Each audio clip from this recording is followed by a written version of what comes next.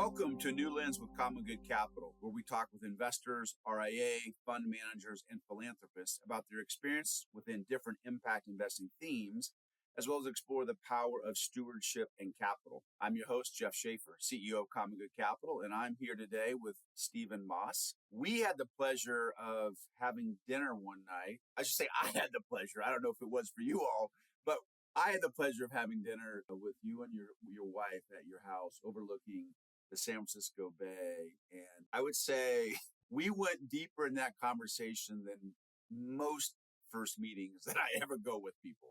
So thanks for coming on. And let me give a little bit of background on yourself, and then you can articulate some more.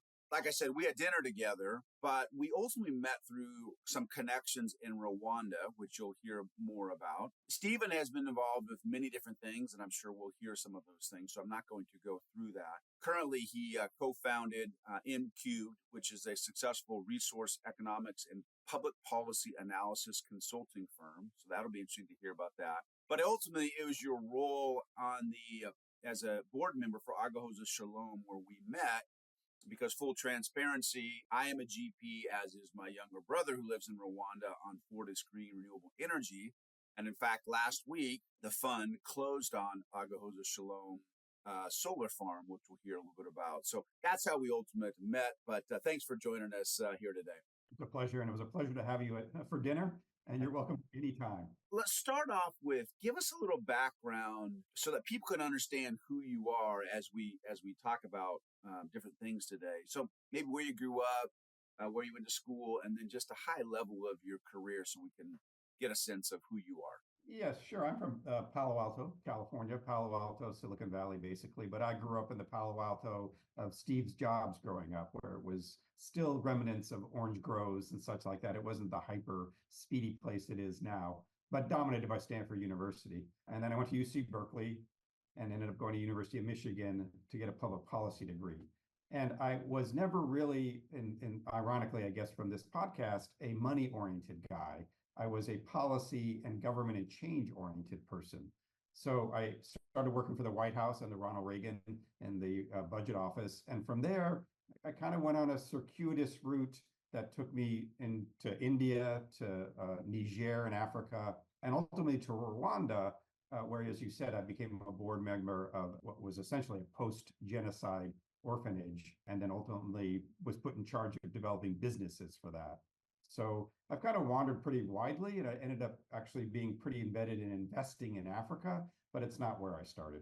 Give us a little sense of, because I was looking on your LinkedIn, you started several businesses, it looks like. You're an adjunct faculty. So give us a little snippet of what all you've done. So CommonGood, I started with a couple of other economists, and we do, as we say, resource economics. So we work for clients that want to get something out of the public policy process analytically. We're not lobbyists. We provide them with kind of the analytical firepower. So we work for native tribes who believe there had been a treaty violation and that they're owed money from the federal government. Well, how much money are they owed? We work for local governments who want to advance, say, an environmental issue. How do they engage in the regulatory process in a way that makes sense and achieves a goal? So there's that company that I've worked with. And along the way, I acquired a community newspaper called the Potrero View, lug of San Francisco. And I was interested in that mostly from community building. I'm very interested in how you develop and maintain democracy and community engagement, both from a public policy perspective and from a newspaper and personal engagement perspective. And then along the way, I've taught at several universities, San Francisco State University being one of them. And I teach in the graduate, public policy department, politics and economics. So if you were to meld all that together, how would you describe your passions or what gets you up in the morning to do what you do? I'm very curious about the way the world works and the mechanisms by which you can change the world. And I think that there are a large number of ways that you can make the world, and when I say change, I mean better from my perspective, although that's always a based decision. Money can make the world better. Time, relationships are important about making the world better. Information can make the world better. And I'm both interested in engaging in those mechanisms, and I find it interesting to see how they work. So to be in an arena where I worked for Congress for a little bit, to see how Congress works and how change occurs there, or the White House or in a place like Rwanda, where things are quite a bit different and relationships are unique relative to the United States. I just find that very interesting. And then to be able to effectuate what appears to me to be positive change by taking advantage of whatever the mechanism is, community news. Like all of a sudden I know that there's going to be a stop sign at that intersection. What does that mean to my school kid as I walk them to school? I just find that all very interesting. And I like to find ways of being able to wield those tools where I can. If you were going to get on national TV today, pick whatever venue, and just based on the knowledge that you've gathered around community building, change, whatever, is there a message or two that you would want the average American, or for that matter, the average citizen in the world to understand? I kind of think this is like national news, right? This is a Yeah, well, it is. It is. right. It's an offset thing, but an individual, particularly working in concert with others, can make very significant changes. And so, right now we're down on democracy. There's a lot of chatter about like America isn't what it used to be or isn't going to be what we want it to be.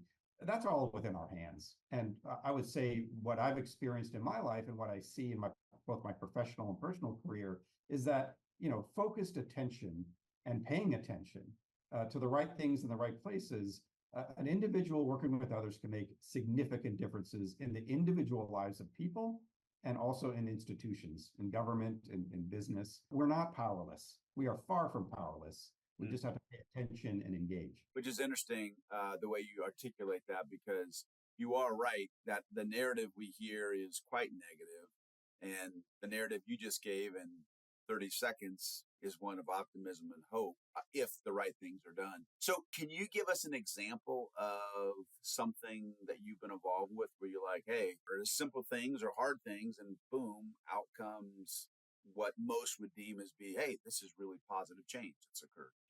I can give you many. I'll give you two. One is the solar field that Fortis-Green acquired. That didn't exist, and it took hand-to-hand combat at multiple levels for what was really a kind of a small nascent village, an orphanage in Rwanda that was developed post-genocide, working with a group of government officials, in this case from Rwanda and Israel, to develop what was for a time the largest solar field in all of East Africa. I talked to someone at the U.S. Chamber of Commerce once, and he said that was the fastest deal that I ever saw happen in East Africa. So from nothing, and you've been to the field, Yep. From a remote place in Rwanda, a remote place in Africa, in the world, here rises what was supposed to be at some point a 6 to 8 megawatt solar facility out of nothing. I think that's one example of a creation. In an opposite way, in San Francisco, we had two old, dirty, polluting power plants that were mostly located in Black neighborhoods or low-income neighborhoods. And as part of a consortium of people, we closed both those power plants. And they were replaced with either conveyance of renewables from other places or local energy sources. It took people putting their shoulder to the process. One of the plant sites is now going to be a very interesting development. It's called Pier 70, a resident mixed-use residential development. The other is called the power plant site. The smokestack is going to be made into a hotel, a part of it. So, these are things that happened. The power plants existed, they don't, and they're going to now be replaced by something way more interesting and more productive. The solar field didn't exist, and it does. None of those things would have happened without people actually making them happen. No, those are great. I'm going to come back to the Agahozo-Shalom in a little bit, but let me go through some standard questions that I love to ask my guests. This first question is, how would you best describe who you are, like right now, in the context of where you're at in your life journey? Well, I'm an old guy. I feel like I'm an old guy. I'm in my 60s. A daughter who's graduated from college. I have one daughter. I have a long marriage that I'm happy to have been with and still remain happy. I feel like at the kink in my career when I want to be able to use what I've learned in the best way possible. I'm no longer hungry in the way I used to be. It's just like a part of the aging process. Mm-hmm. But I want to be productive. I'm not ready to give up my spurs or whatever the phrase I want to use the energy and wisdom that I've acquired to continue to do good. And my wife and I never know exactly what word to use. Blessed, lucky, none of it seems right. We have acquired enough wealth that I don't have to worry that much. I'm not concerned about my future economic status. I know that's a privilege. And it gives me an ability to actually engage in things that I'm just interested in, as opposed to that I need to make more money. And I think we've all been almost all, and other than the most wealthiest, we're all in a place through much of our life of having to worry about making money, to pay the bills, to get our kid through college, to have savings so we can retire. That consumes a lot of our life. And I feel like I'm past that stage. And it liberates me to a certain extent to do something a little bit different. So would you argue that you are able to do the things that you want to do, that you're actually doing that today? Or is there still more things that you want to do? I mean, I'm never satisfied with myself, right? I think that drives a lot of us who are engaged in everything, right? That if completely satisfied, we'd be on a beach reading a book. I'm always looking for what's next. I've always been like that. And it may not be money motivated, but it's maybe curiosity motivated, or I don't know what it is. But I think old guys, my old white friend guys, we all have ambitions to continue to engage in the world as well as we can, but with maybe a different set of tools. So then articulate for us, and this could be big, it could be small. How would you say you're trying to change the world today on an ongoing basis, however you want to answer that question? I mean, I continue to publish a community newspaper, which I think is a service. Particularly, we talked briefly about the challenges. Democracy and challenges, those are two words that we're always putting together today, right? Democracy is always challenged. I don't actually see it quite like that. I think democracy is always changing, and our relationship with it is constantly evolving. But so I put out a community newspaper. I think that's an important thing to be doing. One article that was on the front page on our most recent issue got me a Saturday morning call from the head of the local public utility commission, pissed off because we put something in the paper they didn't like. I was actually happy about that. You're paying attention then. I continue to be active in Rwanda, and we're still developing.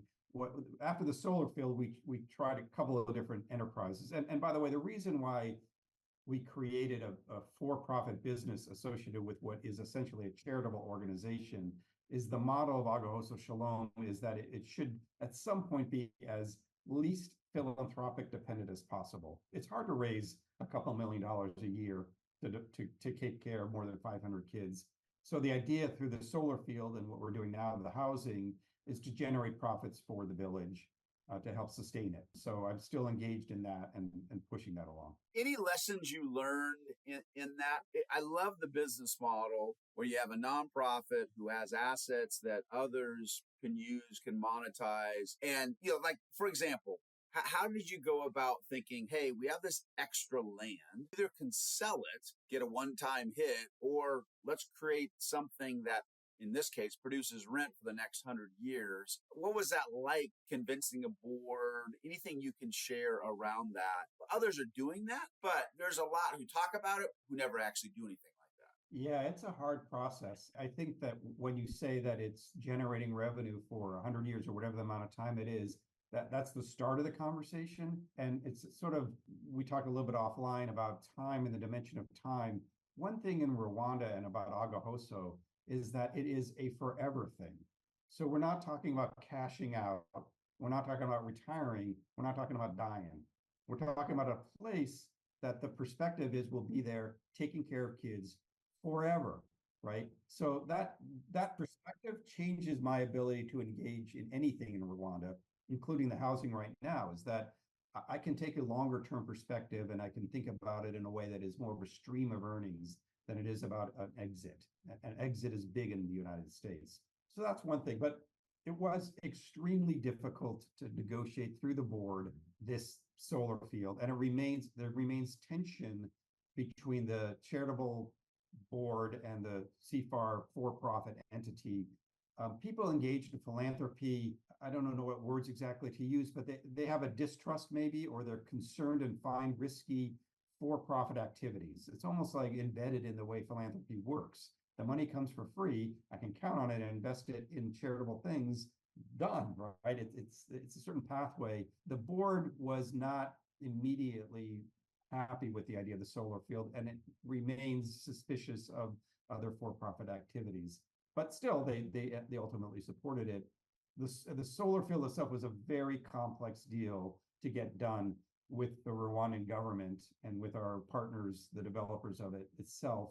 And it almost fell apart several times just based on a deal structure, not any deal structure, not unique to a charitable relationship. And it only got through because Ann Heyman, who was the founder and has since passed, unfortunately, of Agahozo, by her will, that, we made it happen. But it was definitely touch and go for a long time. As a board member, to the extent you can share, you're not on the board today. Do you think that the board members of today would say that's been a good thing? It's been a win-win? I think so. I mean, there's some regrets about the amount of money we got out of the land and the field, but that's without visibility on the possible, right? Without a lot of knowledge, you can always want more. I mean, I think there's some disappointment in that they could have generated more income from the solar field itself. But I think in general, there's a lot of pride in that solar field, and it's not just generating lease payments. It's also like a significant part of like the curriculum, so to speak, or the sense of what it means to be Agahozo. Yeah, it's beautiful, actually. It's a beautiful field.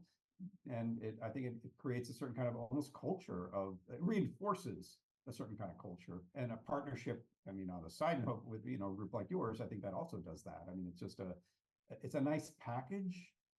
It feels like it's something that completes, it completes me, but it completes the sense that this is a bigger thing than just an orphanage. It's a bigger footprint. So I was over there twice already this year. I'll go back in October. And the last time we went, and I don't remember the teacher's name, but I guess he was the science teacher, and they had built this little ecosystem. So I don't know, picture, I'm going to guess 50 by 50 piece of land that's right there. And maybe that's too big, where they had created this mini life model of water and mountains and all. They use that in the classroom setting, which is outside, but even talking to him there and how he then can tie that into the solar farm and teach these kids about, renewable energy. And I know Fortiscreen is trying to figure out other ways that we can collaborate more. It's more than just a solar farm sitting there, I guess is what I would say. And to the extent that there's still more possibilities to integrate with the students even more and more. Okay, so I'm going to switch gears here. And there's really two questions I'm thinking about. So if they don't come together, that's fine. We can do them separate. But you said earlier you've invested in Africa. So I would love your honest opinion, as we talk to investors and whatnot about Africa, there's a lot of fears and concerns. And so I would just be curious from your perspective, somebody who's invested there, spent time there, what would you say to an average American if they had the opportunity to think about investing in Africa? Would you be like, no way, it's too risky, or, oh no, you're going to make a ton of money, or what would you say? And I get it varies based on what you're going to invest in and all that kind of stuff. But if you could just make it broad, because look, the biggest statement I would say is two things. Number one, people look at Africa and say, I view it only as charity. And then the other one to say, the government's so corrupt, I would never touch that. And those are probably the extremes that I hear. Yeah, I hear the same thing. I mean, you start from the beginning of the conversation. I would say a lot of people won't even travel to Africa. We've invited many friends to come to Rwanda with us. And even this weekend, one was like, I would never go to Africa. I mean, Africa has kind of a scary bad rap. And there are reasons for that, partially true, right? That there has been a lot of conflict in Africa, which makes it a scary place. We don't need to talk about racism or being black and how that might also play into it. But Africa is the future. So, Africa is one of the fastest growing, I think it is the fastest growing continent. It has immense needs and resources. It has been beset by some bad governments, particularly Rwanda's neighbors in the Congo and such like that. But in an area where there's stability like Rwanda and many of the other countries, I think it represents a really interesting possibility for future investment. And it's definitely risks associated with it. And you'd have to be wide-eyed about understanding those risks. And I think, as I sort of mentioned around the notion of time, it's hard to exit Africa, right? If you're going to make an investment in Africa, it isn't quite like looking at a startup that's going to have an IPO and then you're going to cash out. you're probably not going to get that. I mean, there's a possibility, but you're probably not. So if it really is for investors who want to make a slow, patient, investment in a place that has significant upside, but which, because of financial currency type situations and risks, you're not going to cash out quickly. So you need to be patient. But if you're patient, you'll be rewarded. There'll be a stream of income, and you'll be kind of investing in a place that is kind of uniquely different than doing something in the United States. It spreads your risks in some ways, right? Like you're not investing in what we just saw in the stock market. It goes up 3%, it goes down 3%, up 5%, down. It's kind of a good way to kind of manage risk over time. One of the things that we have been talking to wealth advisors about is just trying to educate them that on some of the mega trends that you just mentioned: population growth, age of the population, natural resources. And so what's interesting is most, and I'm generalizing, most wealth advisors in the US, Africa is not even in the investment universe in there. And all we're trying to say is, to your point, there clearly are unique risks, but the demographic trends and all these mega trends, as you said, Africa is the future, whether it's tomorrow or whether it's 25 years from now. And what the right percentage of somebody's portfolio should be is not for us to figure out on this podcast, but we are trying to encourage people to go, you got to understand what's going on in Africa, because if you don't understand what's happening in the global economy.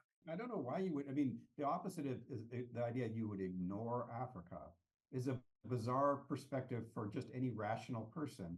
Just say a bloodless investor who doesn't care about anything about making money. Here we have the most significant growth continent on the planet, with, as you say, kind of the youngest population coming up. To ignore that is to sort of, and on the other hand, we all know Europe is aging, Japan is aging, Yep. The United States is aging. So here we have the rest of the world, which is slowing down, and it's not clear how the speed works. I'm not going to say anything bad about the United States. I think their future's bright, but why you wouldn't look at this other place that has characteristics that on paper look really good?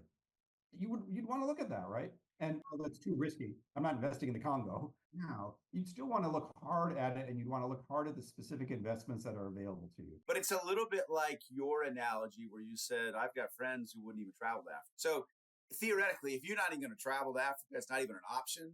You're probably like, oh, I'm not going to send it money to invest in it either. Anyways, so let me switch the gears one more time. This is where I wanted to go is, and you admitted that you have capital, and obviously you're trying to make a difference with it. When did you realize the power of capital, and what does that even mean to you? Well, I mean, I've been around high wealth people for a long time, principally through my wife, who is a philanthropic advisor, and she helps high wealth people distribute their money. When I got involved with Agahozo, the founder of Agahozo, Ann Heyman, and her husband, Seth Marin, they were very high wealth people. They had the ability to actually create a village from scratch, to essentially take a post-genocide country in complete chaos and develop a place that's now been around for almost 15 years, taking care of, maybe or more than 15 years, taking care of more than 500 kids a year. I saw the impact of that.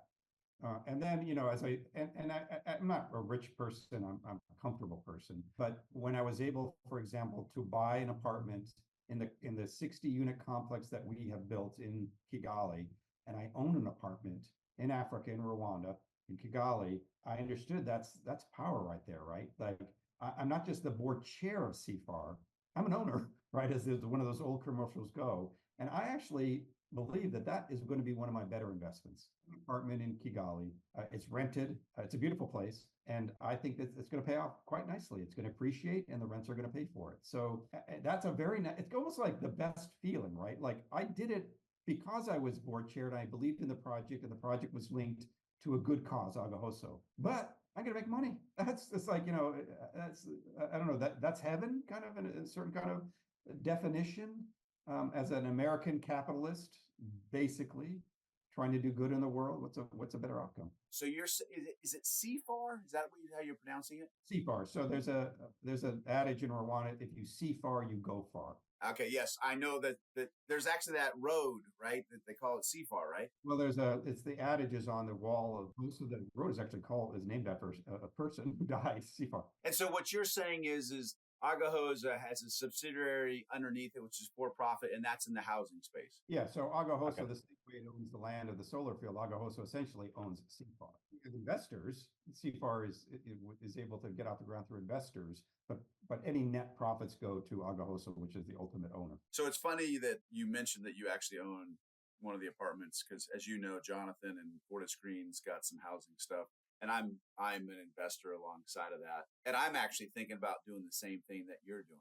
And part of the reason is there's something about knowing that my capital is there and that it's giving somebody a place to live. It links me that much more to Rwanda. And it sounds like you feel that yourself. I do. I mean, early on when we were developing so we were originally developing affordable housing under a Rwandan affordable housing policy. And I pitched developers in San Francisco where I live, hey, do you want to invest in this? And one of the developers, very successful, was like, no, I like to walk across the street to see my investments. Right. Or drive across town. I don't know where that is. So I think just like you, being able, when I'm in Kigali, to go see my place and see that somebody's living there, and also my rent checks, whatever, tangible footprint in a place that I think is a great place to be. There's this saying, it's actually a verse that says, where your treasure is, therefore your heart will be.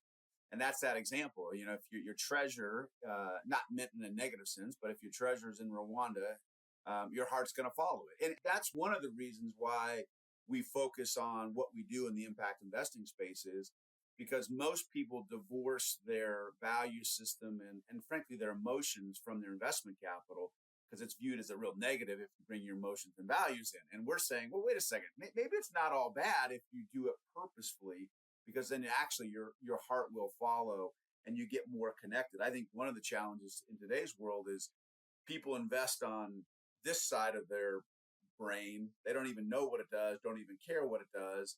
And then they feel over here and they don't get connected, when the reality is that money that you invest is oftentimes doing wonderful things. Why not get to experience a little bit more, especially when it's intentional? I agree. I mean, I can't remember I'm sure you know the old investor person's adage was that, you know, you buy what you use. Like if you're that's Peter Lynch, I think. Right. Why wouldn't that evolve to your values, evolve to the connections, the relationship you'd want to have in the world, right? Me investing in Google because I use Google, well, that's a little attenuated in a way, right? Me investing in an actual place that I think has significant value to the people who live there, well, that's a little closer to my heart. So because I'm hearing messages of stewardship, whatever word you want to use. In my lexicon, it's stewardship. What does stewardship mean to you? And how do you try to live that out? Because on one hand, let's just go the other hand, you could make a bunch of money, you could have a bunch of relationships, you could do, and it's all about you. I mean, everything you're doing, well, from what you told us, you got a newspaper, which is about building a community. You're doing this stuff in Africa. It's about, about others.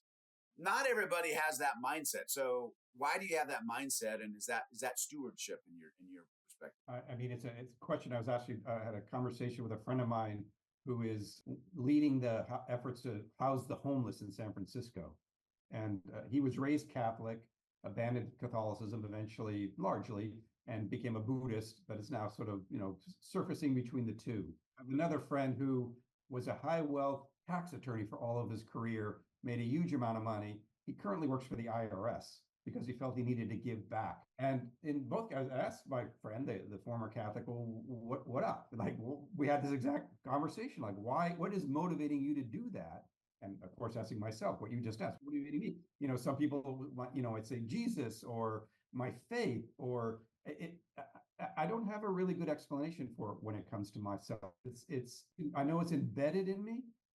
I don't know if it was the way I was raised or my particular religion as a Jew, but I see it across religions and across the way people were raised. So what that is, I don't know what it is, but I'm happy to have it. I appreciate having it. I think without it, you're not exactly soulless, but what's the point, right? Like then money is just a bunch of numbers. Yeah, it's funny. I don't even know that we have to prove it, because you kind of intuitively know it. And what comes to my brain is the saying, it's more blessed to give than to receive. And at a younger age, you probably don't believe it. And then something switches, and because it's just happened, where it is more blessed to give than receive. And I don't think we need to explain it any more than that. And so, to your comment, you see it through all different religions, or frankly, if you don't have a religion, because it almost feels like a universal law to me that if it's all about you, it's not going to be as special. I agree with you. We're all part of something bigger, however we define that. And if you're not part of something bigger, you're a lonely person. Stewardship or what the word you want to use for that, but I think it's a very positive attribute. Okay, so the last question I have for you is, and I've found that it can be one of the hardest for people. It doesn't have to be the number one thing. If you want to do something family oriented and then do something non-family, because everybody feels bad when they don't answer family first. But if you could have a dream come true for your life, what would it be? Well, it is a reality. It would be. It's my family. Is that we mentioned who graduated college? She's 23 years old. She's trying to find herself. And the thing I would pray to, or whatever, again, what words you want to use, is that she find a meaningful, happy life and find a journey for that meaningful, happy life. That is my most biggest concern. Probably like any dad. If you have a kid, that's almost the center of your hopes and dreams. And when it's not being achieved, it creates the greatest anxiety. Like I have invested other people's money in Rwanda, and that keeps me up at night if I'm not going to pay them back. But really what keeps me up at night is my daughter, right? So it would definitely center on that. I mean, with that, I hope to continue to lead myself a meaningful and productive life. That I want to be in the world as an engaged human being. And I don't know that I need to define it like, and therefore I want to help an older person walk across the street. I want to continue to be inspired by the ability to engage in the world in a way that I feel positive and productive about, and where I feel like I'm part of something bigger than myself. So I'm hoping to be able to do that as I age. I mentioned I'm an old guy in my 60s. I think that's something that I'm aware of, is the loss of an ability to be. You see a lot of older people, they fade. I don't want to fade. I want to stay engaged, and I want to stay a part of the world. Well, I appreciate you coming on. I mean, obviously there's a selfish motive of we got connected through Agahozo. And so, I mean, I think we had this discussion. This discussion's been going on for at least a couple of years, I think. And to see it actually come to fruition. And what's fun is too, and of course I'm not in the day to day, but obviously you and I have been connected. I mean, even just this relationship, we don't talk to each other very often, but to be able to meet you and go to dinner, to have this conversation, it's fun to meet new people on their own journeys, to learn about them. So I appreciate you sharing with us what you're doing. And it's inspiring to see somebody who has been successful and is totally integrating your time, talent, and treasure to make a difference for others. So hopefully I'll see you in Rwanda someday. Are you going back over there very often? I went back through COVID and the like. I went many, many times. And my next trip is, I think, in October. So if you're there, I'll be there October 21st to the 25th. It's possible I'll be there. Do this in closing. Let's assume that most probably who are listening have not been to Rwanda. Give just a little picture how they would experience Rwanda if they went there, from your perspective. Well, I think first of all, Kigali is shockingly nice and easy to negotiate, as I'm sure you would agree. There's not, you could be in Europe as much as you could be in Kigali. The city is very clean and well appointed, and there's lots of nice restaurants and art galleries and good hotels. Outside of Kigali, then it becomes much more rural, but in a very welcoming, warm, peaceful way. I mean, Rwandans are walking down roads everywhere. So you'll see sort of the traditional African people with things on their heads as they're carrying things from place to place. But it is not, and I've got to stress it is not scary. It is a place where you feel my wife, who has been also to many countries with me, with Niger, India, South India, here in San Francisco, she says she feels safer in Rwanda and walking alone at night than she does in San Francisco. It just has a warm feeling. It would seem, I think, shocking to some people when they land in a place like Kigali that they're in Africa at all. And then they leave Africa and they leave Kigali, they're in Africa in a different way, but in a really nice way. No, I think you described it how I would describe it. What's fascinating, as I hear you describe it, it's so counterintuitive, because what most people know of Rwanda from is the genocide in the early 90s. And so you take that horrible situation, fast forward today, and to hear you say what your wife says, it almost seems implausible, but it's totally true. Yeah. And so it actually goes back to one of the questions I've asked in life many times is, can people change? How do they change? So I go back to what you've been doing for most of your life around trying to make, most people would say you can't change that country. And they have absolutely changed it in mighty ways. It's true. I mean, the images of death on the streets, literally people clubbed to death on the streets, and what you see today is a completely transformed place.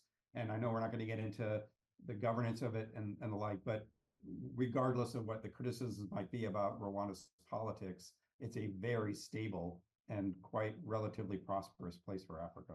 All right. Well, I don't want to take any more time. Thank you so much. For those who have not, don't forget to subscribe to A New Lens with CommonGood Capital on your podcast app of choice.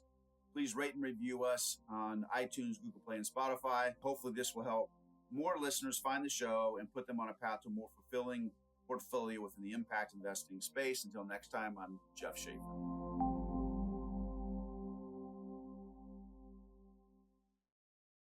This podcast is a production of CommonGood Capital. It does not constitute an offer or a solicitation of an offer. Such offer would only be made through a private placement memorandum. Prospective investors in private placement securities should be aware that making an investment is speculative and involves a high degree of risk, including the risk of losing all or a portion of an investment.